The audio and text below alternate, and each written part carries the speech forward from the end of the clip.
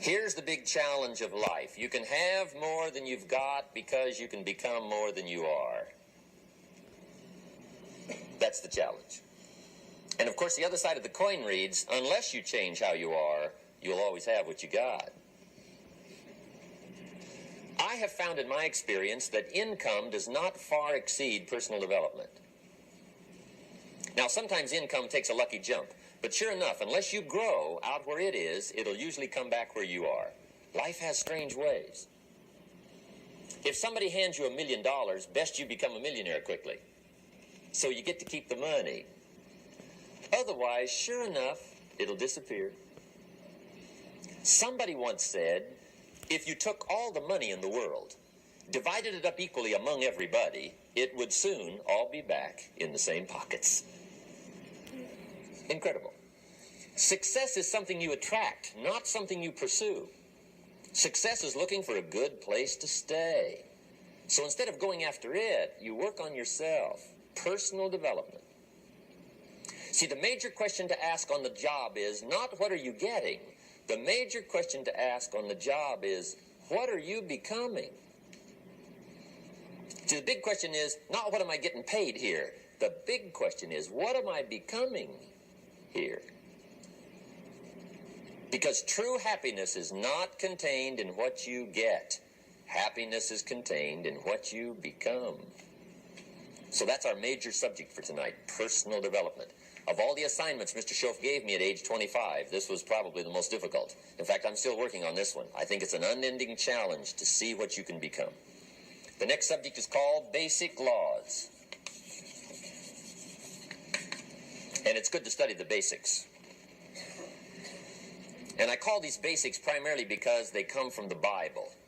Now, I'm not a theologian or a minister, and that'll be apparent.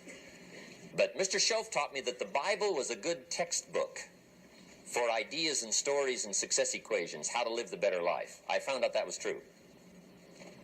He also taught me that the Bible is as practical as it is spiritual, and I found out that's true. If you look at your bank account and your income and you're not happy, there are several places in the Bible to check to see what the heck's wrong so you can make the changes. And we're going to cover some of those tonight, called basics. Okay, the next subject is my favorite, setting goals. Mr. Schoaf taught me how to set goals. What a favor that was.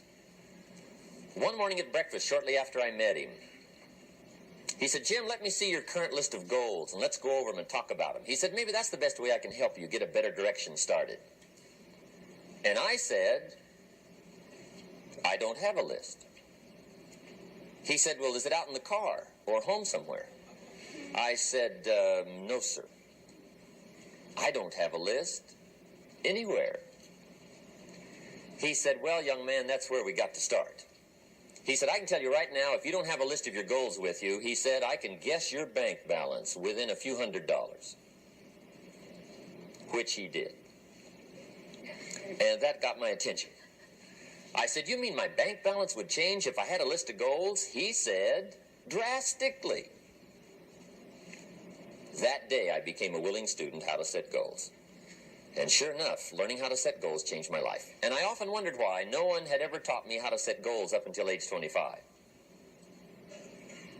I went to high school, but if they offered it, I missed it. I went to college for a year, never heard it.